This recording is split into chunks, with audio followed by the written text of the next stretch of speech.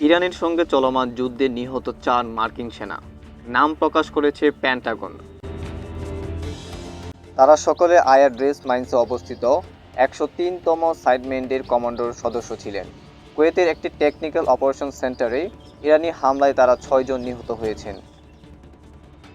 নিহতদের নাম হচ্ছে ক্যাপ্টেন কুরি এ খোরক, দ্বিতীয়জন হচ্ছে সার্জেন্ট ফ্লট ক্লাস, তৃতীয়জন হচ্ছে সার্জেন্ট ফ্লট ক্লাস নিকোলো এম এস মামর, চতুর্থজন হচ্ছে সার্জেন্ট ডেকোল জে কোডিং।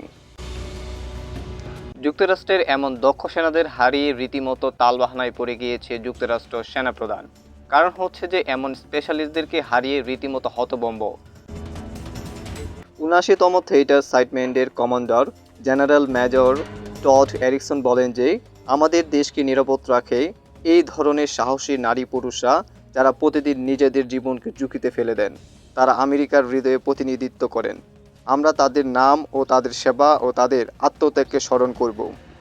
এই হামলায় নিহতদের প্রতি সমবেদনা জানিয়েছে দেশটির সেনাপ্রধান। আর এমনই ইনফরমেটিভ ভিডিও পেতে আমাদের থিঙ্ক অফ নিউজের সাথে থাকতে পারেন।